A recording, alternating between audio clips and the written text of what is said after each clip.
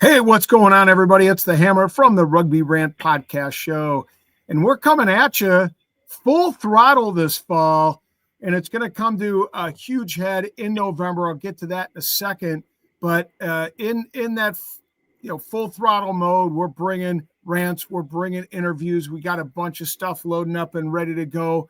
All for you, all for the fans, to keep you guys engaged and keep you abreast of what's happening in the rugby world here in the United States. And I've got a great guest today that really hits a lot of those boxes that I want to hit upon, and we'll talk about that in a moment. But first, let's just talk about what's happening in November, because the Rugby Rant's going on tour.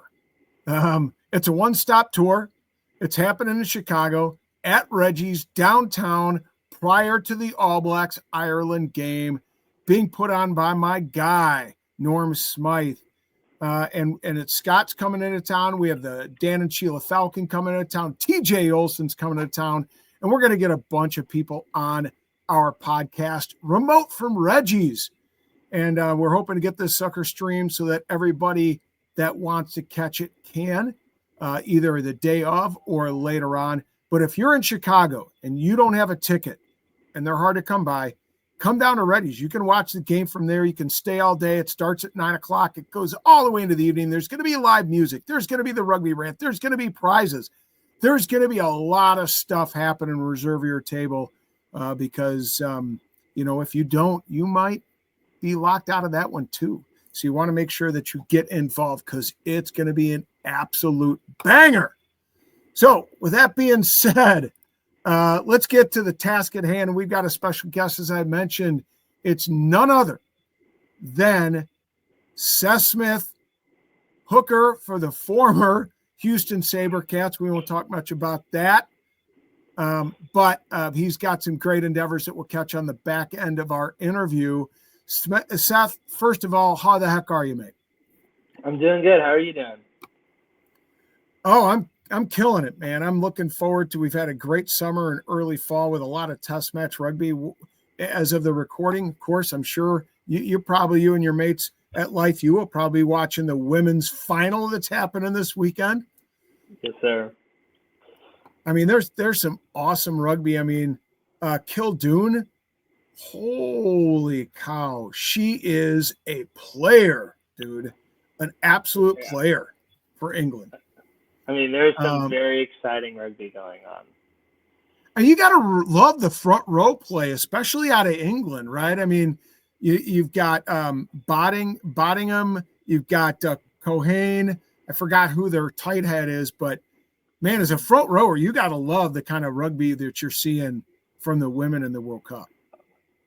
Oh, yeah, very physical. And the scrums as well. I mean, England has a phenomenal scrum. I remember watching a video, and it was the England versus France, and England destroyed France in the scrum, and I was like, wow. Yeah, bro, roller skates. I mean, just roller skates. That front row of England is absolutely destructive in the set piece. And by the way, they can carry the load too with ball in hand. It is impressive. I think Cohane, something like that, their hooker.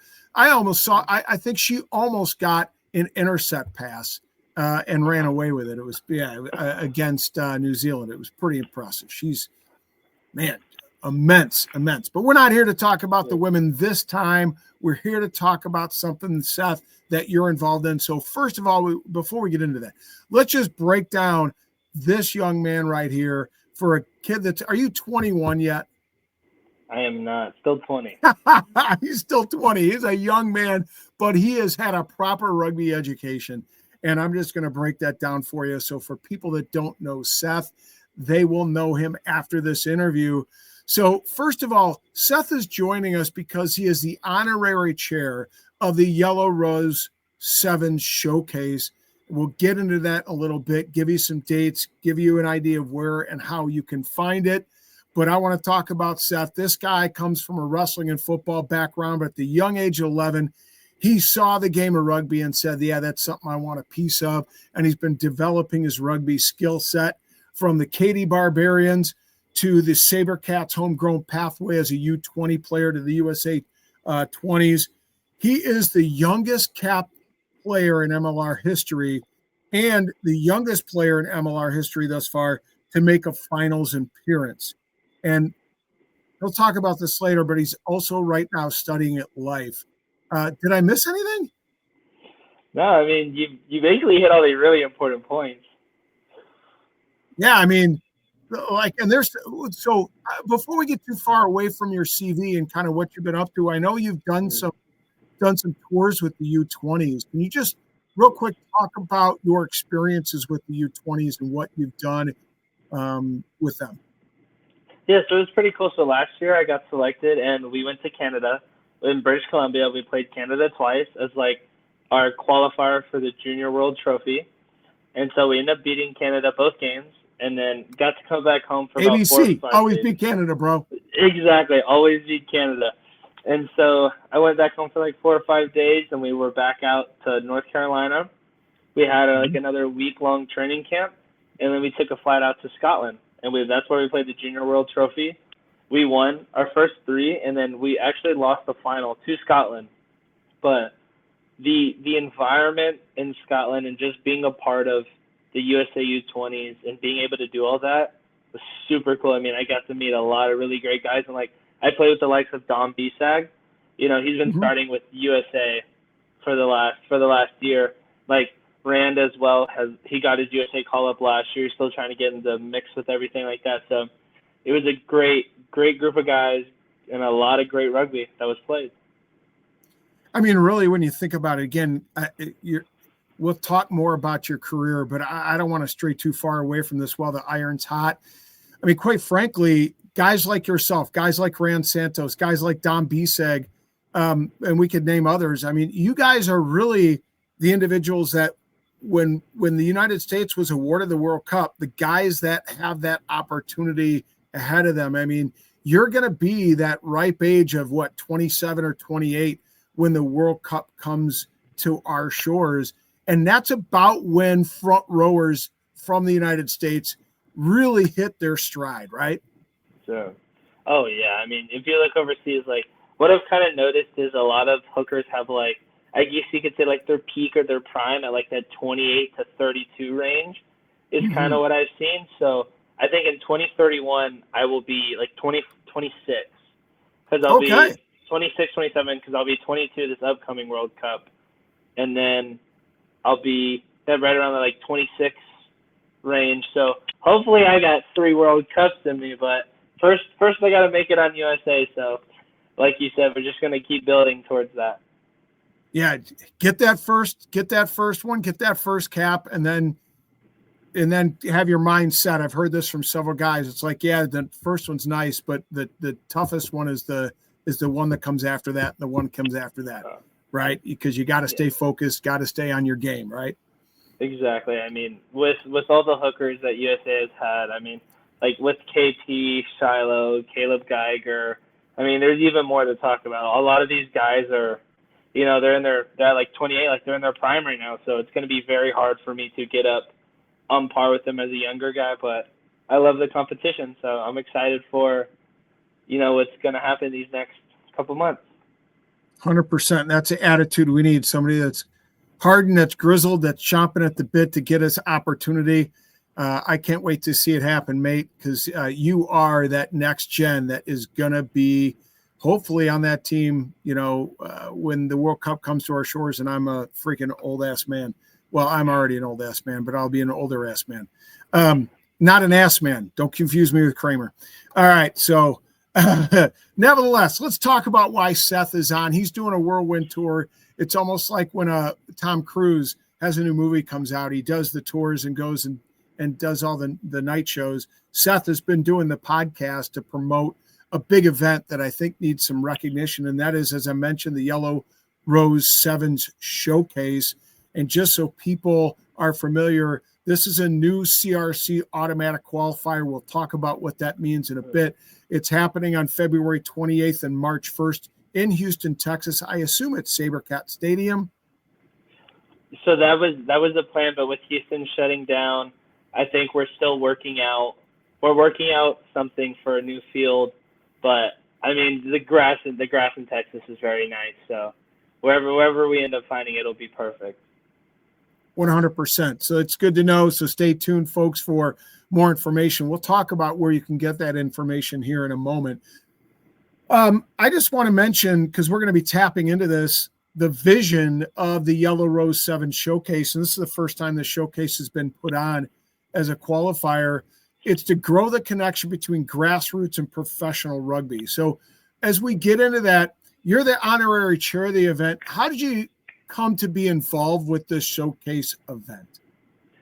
So being from Houston and coming through the pathway has set me up as, I guess the best way to put it is kind of an example for younger people who are coming through, like you said, the grassroots and want to just travel up pathways and want to become professional rugby players. And so I was very lucky to be able to get into the mix and working with, the chairman, with Jamie and all them to really promote such a great tournament, because this is going to be a great opportunity for not only the young guys, but for college kids and coaches. So I'm very excited to be a part. Awesome. So I want you to tell us a little bit more of the basic information. So for teams that either want to get involved, that are in the area, that can make that trip and participate in the qualifier, for fans that just want to get in on some college rugby action at the Sevens game, give us some information about and some background on, what are the profile of the teams, or what kind of teams are participating? What are people going to experience? What kind of product are they going to see on the field? So like you said earlier, it's an automatic CRC qualifier, and there will be all 4 divisions. And so the teams will be able to come in and qualify for all 4 divisions for the CRCs. And so this is the second largest tournament behind CRCs. So it's going to be a big tournament. And so there's 55 teams from all over the country who are going to come in and play at this Sevens tournament. And so 18 teams that are coming in, around 18, played in the CRCs last year.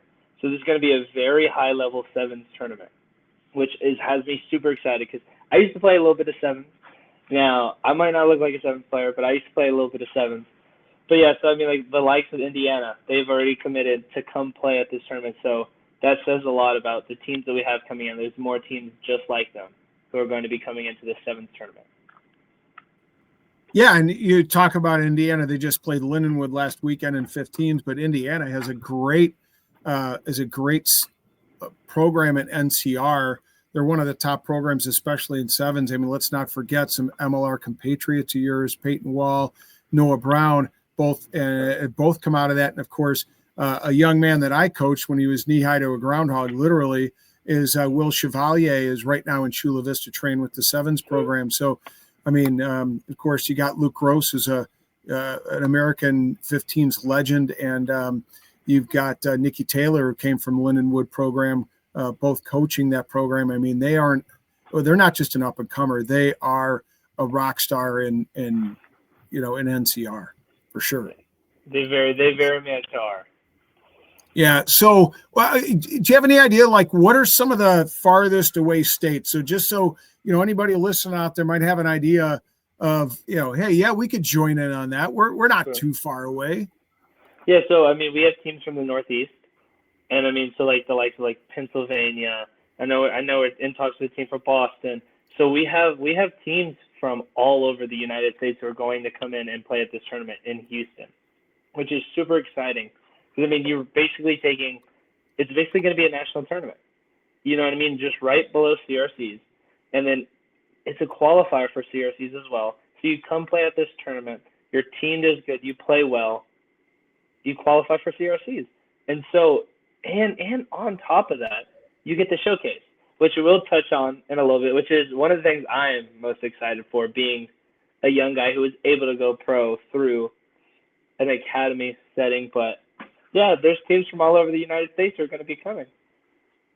Yeah. So real quick, you've mentioned that it's an automatic qualifier. And again, the college landscape is, well, first of all, for the fans that don't know, there's kind of 2 different governing bodies. There's the CRAAs and the NCR, and they operate separately. And there are different member universities or collegiate programs that are a part of those.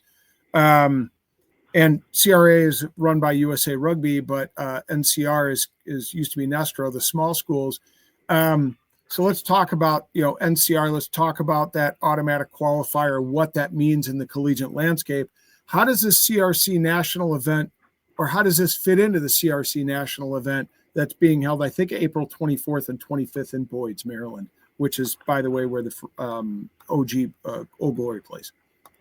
Yeah, so with the tournament being in February, it'll be at the end of February, and I'm pretty sure it goes on to the first day of the next month. And I mean, just being a qualifier, so it's like basically a warm up to CRCs. And so you have your team come down, they play, they qualify, and then like you said, right around a month or two later, they're going to play in CRCs for the national title.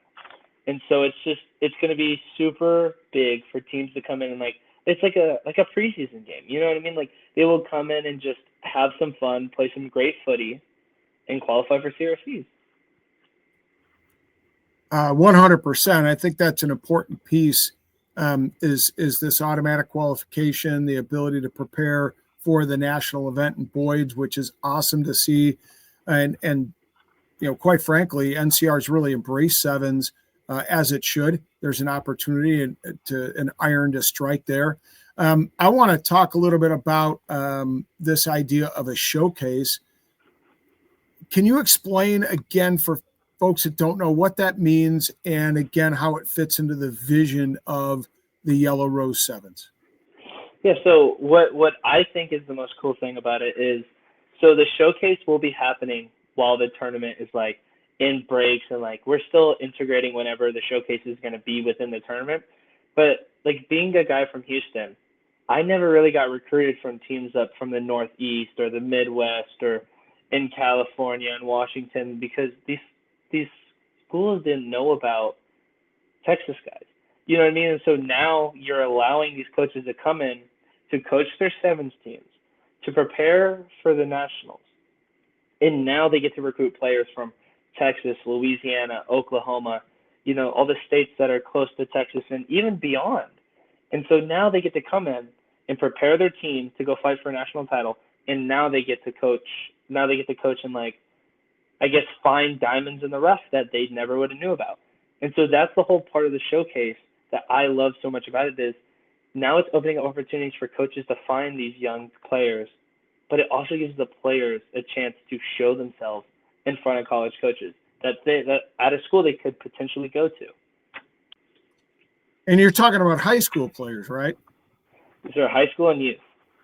So gotcha. We're mainly right now it's high school, but we have some stuff that we're cooking up as well.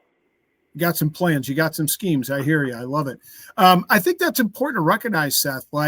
You're right. There wasn't really a true pathway. And if we want to, as a nation, as a rugby playing community, we have to really develop and create these pathways so that there's a direct line that young players in high school, even younger than that, see a clear direction on how to get into a high performance structure.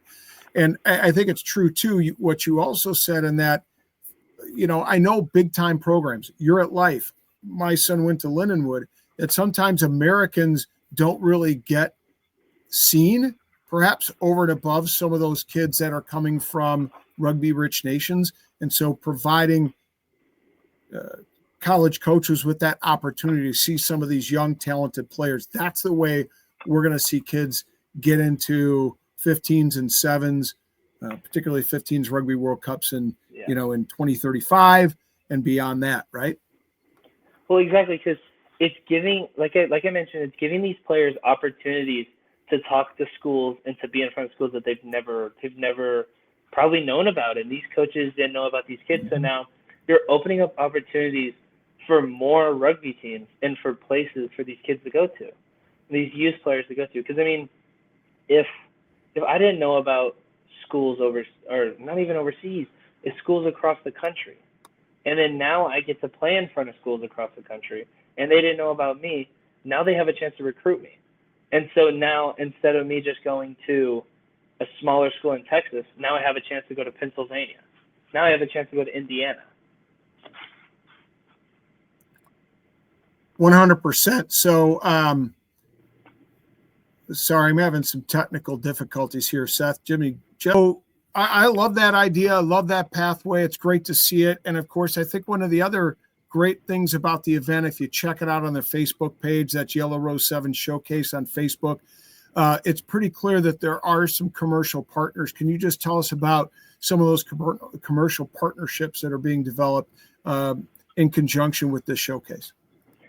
Yeah, so Two Fat Bastards, they're meat pies, which I absolutely love their meat pies. So good thing that we got a sponsorship with them, and I think it will be a big hit. So because they were a sponsorship with Houston, and they had meat pies at the game, and I know every single game they sold out. So that's a very exciting partnership. If I'm not mistaken, Gilbert's on board too, right? They're supplying the balls for the showcase. How could I forget to mention? Yes, they are. They're providing the bowls, and so they will be our big sponsor with that. I don't know how I forgot it, but yes, they are a big sponsor of ours.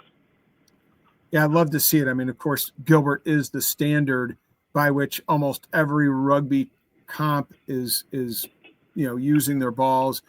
It's like Wilson in football, right?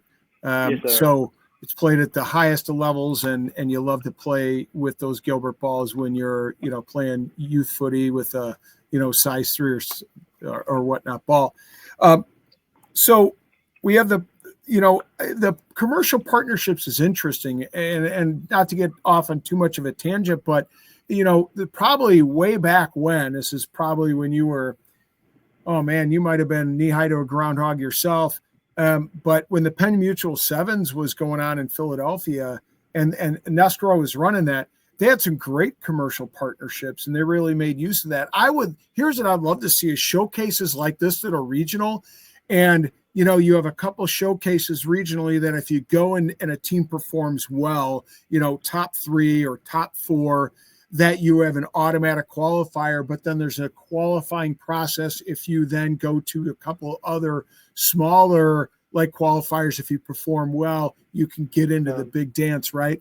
And then use, Two Fat Bastards or use some other, commercial partnerships and say, hey, you get an opportunity to partner with not just this one event, but multiple events. Get on T-shirts and jerseys and all that stuff. I'd love to see that kind of commercial partnership come out of NCR Sevens. Oh yeah, I mean, sponsorships are always super great to have, and especially because, especially with Two Fat Bastards, their meat pies are insanely good. Whenever I was hurt and I wasn't playing, I would get 2 or 3 meat pies just while I was watching the game. And so I can say I'm a very big fan. Oh, it was bad. So, it was bad. Are they out of Houston? Yes, sir. Yes, sir. All right. I might after we go off of production, I might have to just get a contact or get some more information from you, because the Rugby Rant's going to have to make use of this one. I probably shouldn't tell other podcasts about that. Well, look, all I'm saying is if you have one, you're gonna want at least 5. You gotta have another. Exactly. You're gonna have more than one more.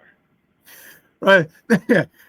What they need to do is operate like the Girl Scouts. You go to the local dispensary and you hang out outside. You just sell meat pies right out the truck, right? They would do a killing like that. I mean, they really are very good meat pies. 100%. All right. So let's talk about socials. We mentioned Facebook. You can catch up on all information related to Yellow Rose 7's showcase on Facebook at that address. Insta, what's the Insta social media access? So Yellow Rose 7 Showcase on Instagram as well. That's where we post a lot of our sponsorships, and we have the tournament photographer, and then also the teams that are coming in. So all the information you will need is on Yellow Rose 7 Showcase's Instagram.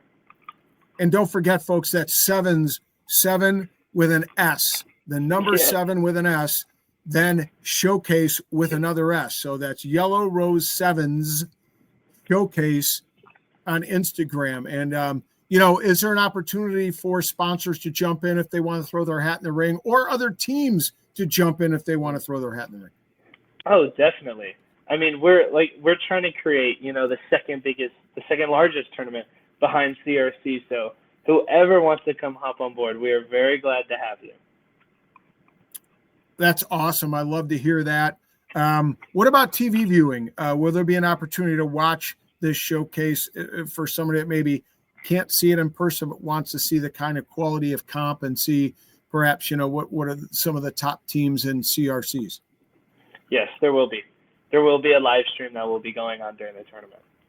Okay, cool. Probably check out Facebook at some point when the event comes closer. Again, folks, that's February 28th, March 1st. It's out of Houston, Texas. Automatic qualifier. Check it out. This organization is real, or this qualifier is really hoping to link youth, high school, all the way up through the college ranks to high performance pathways and so that young kids can see that same kind of pathway that Seth had an opportunity to see coming up as a youngster playing rugby.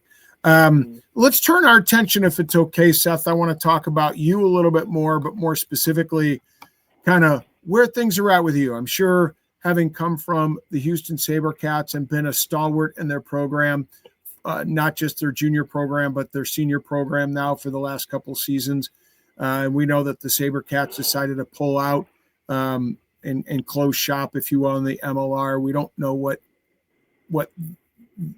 they have intentions of in the future, but clearly there's a white elephant in the room. I got to ask this first. Were there suspicions amongst the boys that something was going on behind the scenes and something wasn't right in Rockford? Yeah, so there was never no concern for us not having a team in 2026. Like there wasn't many rumors I heard about, if any rumors, and we were told that we were going to have a team, and so I guess something happened on the back end that as a player I didn't see, and which led to us pulling out of 2026. But no, there was no doubt in my mind about, is Houston going to have a team? Am I going to have to find a new team? It was always 2026. We lost to the Free Jacks in the finals. Let's get back to the finals and, try and win a championship for Houston.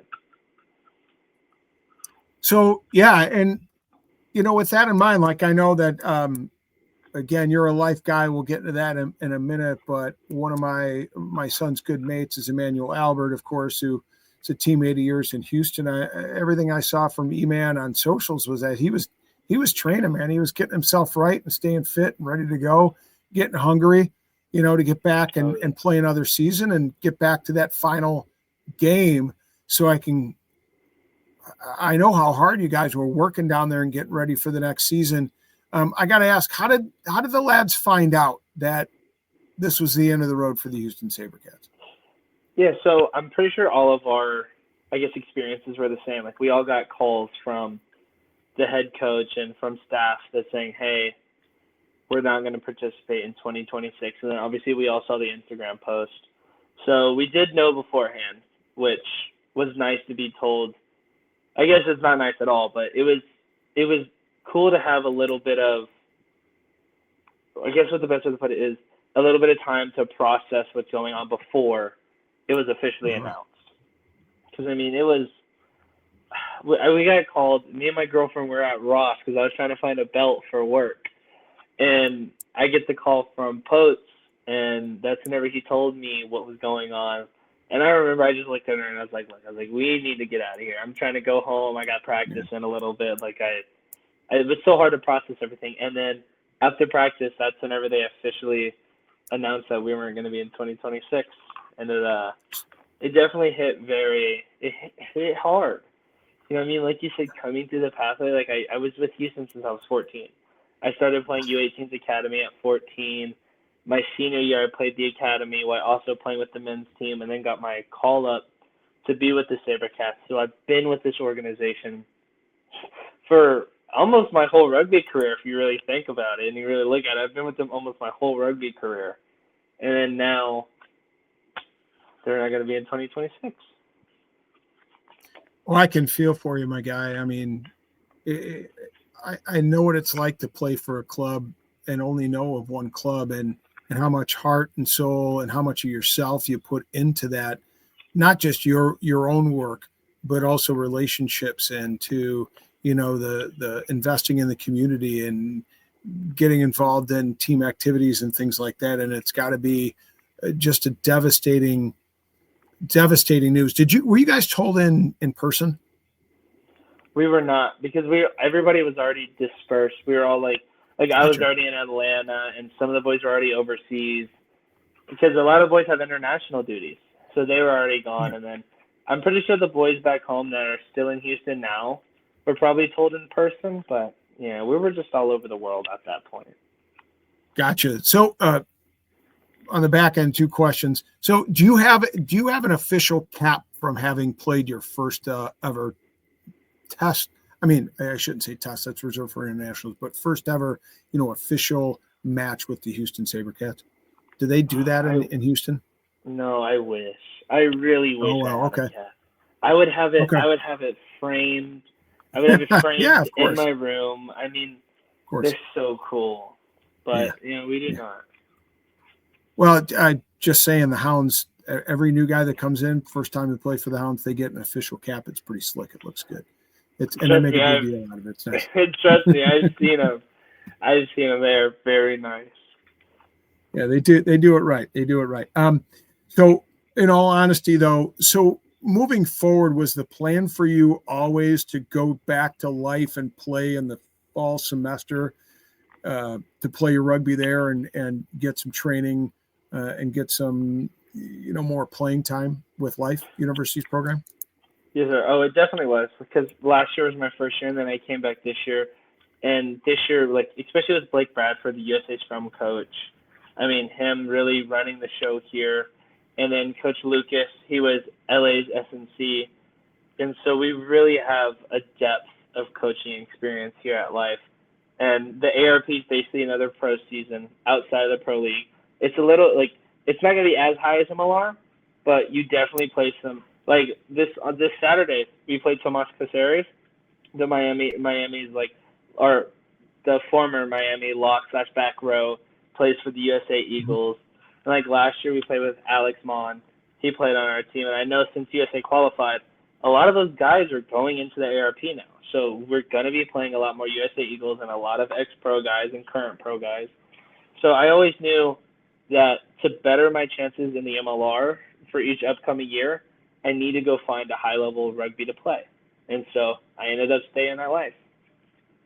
Nice. Yeah, you're not wrong. Like I saw Mystic Rivers as a competitive team, of course, Cam Davidovitz, Moni Tungawia's up there, having had Nola Goldfolding. There's a few other lads that have played in the league that are playing with Mystic River. So they're in the ARP. Now, on your side of things, how many years at Life do you have left? So I'm a sophomore right now.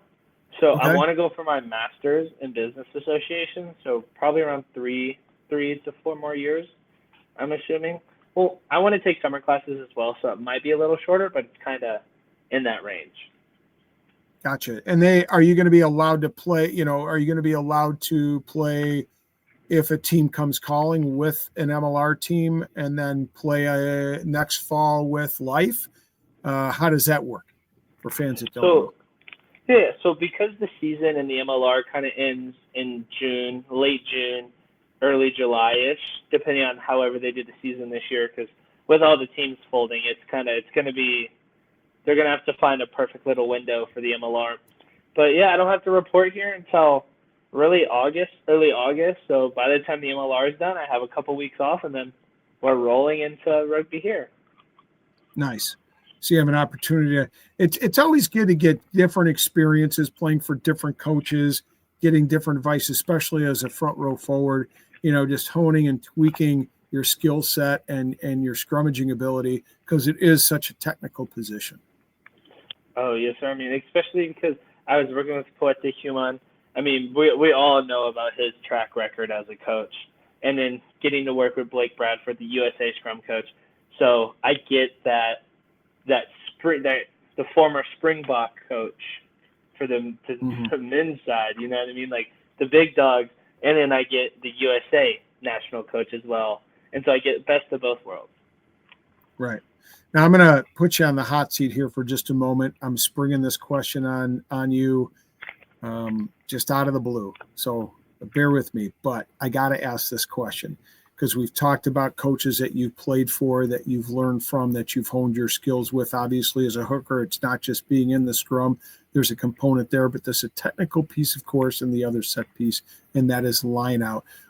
For fans that are new to rugby at the international level, and I think it holds true for the MLR, about 23 to 26% of all tries are scored as a result of a line out, maul, and try, right? So, you're sitting right about a quarter of all tries are scored from a line out into a maul.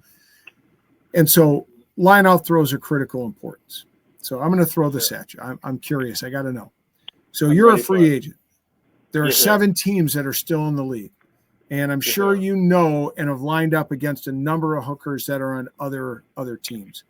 Who's that one guy, that one hooker that you would love, that's kind of a senior, that could be a mentor, one guy that you would love to play with and learn from and even develop and hone your skill set more so from, that's in the MLR? Yeah, so there's a couple. I mean, like the likes of Liam Coltman. I mean, played for the All Blacks. He's at Utah. I mean, I would love to be able to learn from him. And then the Butcher. I mean, come on. Yeah. Like, I even talked to him, like, after we played Chicago the first time, because I actually started against him. Me and him played head-to-head against each other. Mm-hmm. And after the game, me and him were talking about, USA Rugby and my pathway. And he was just telling me, like, he was coaching me after we just got done playing a game. And so I would love to learn underneath a guy like him. And then even like the prop / hooker and Caleb Geiger.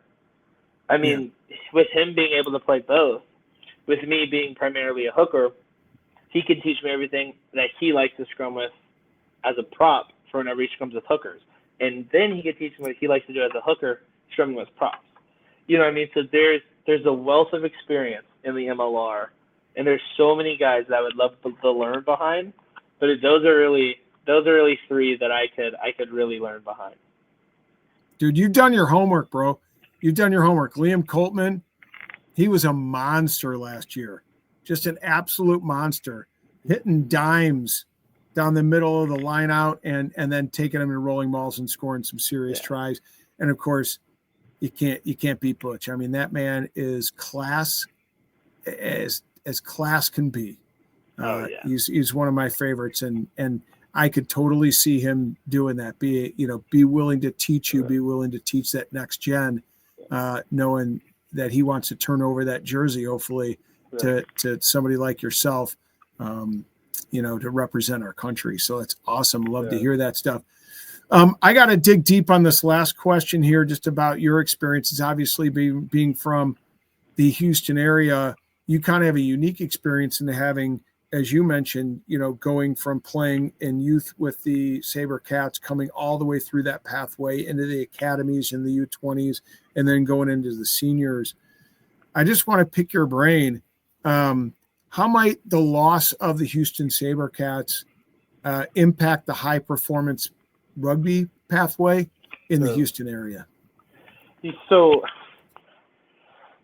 it hurts me to talk about it because I love this SaberCats organization. But so me, for example, I was the first player to come through the U18s to men's to pro.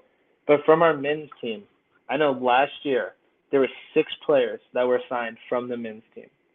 And that's a lot if you really think about it. You know what I mean? With all the guys from overseas coming in and other guys from MLR teams that have folded the year before, we signed 6 players that came from the academy side.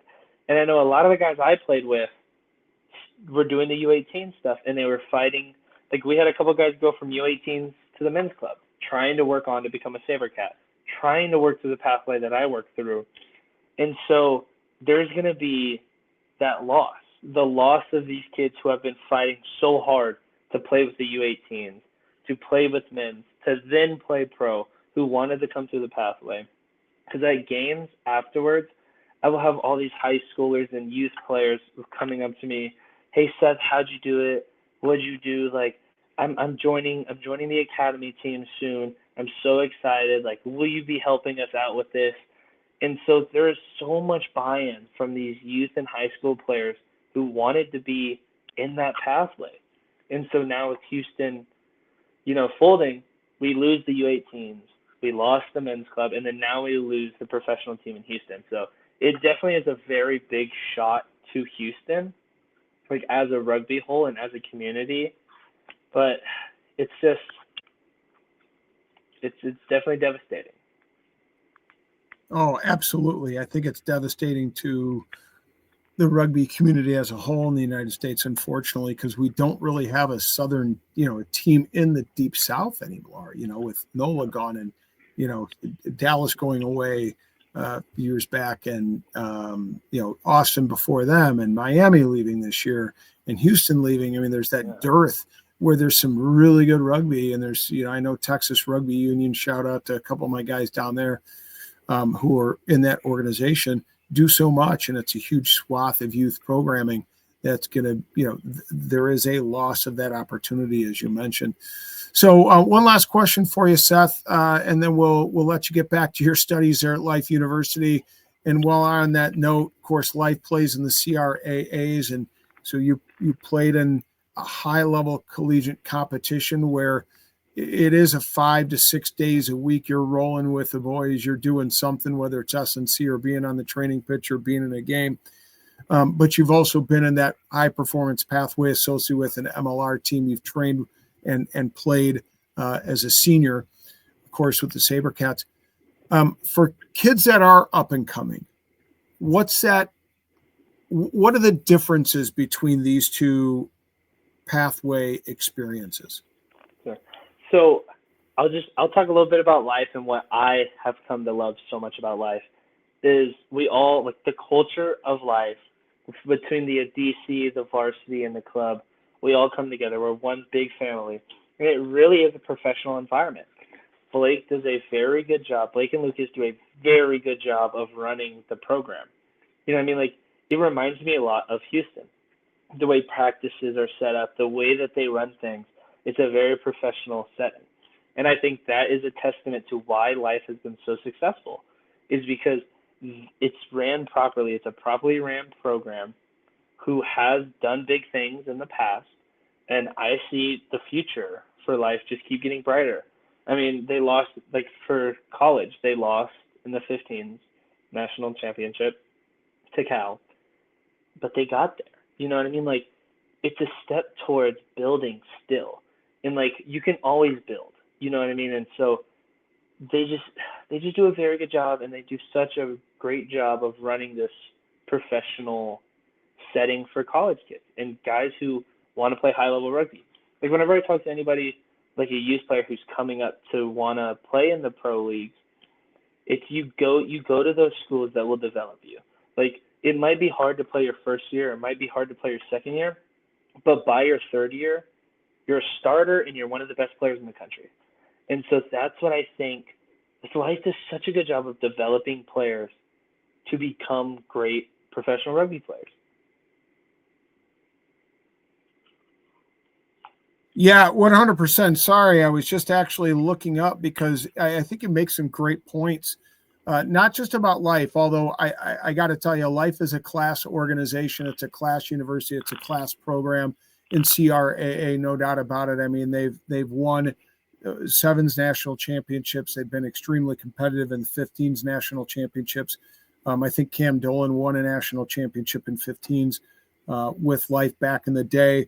But they're one of probably, 6 to 8 programs, maybe 10 if you stretch it, that are high performance collegiate programs operating at 15s with the CRAAs. And we talked about IU just to give everybody an idea, because I get this question quite often.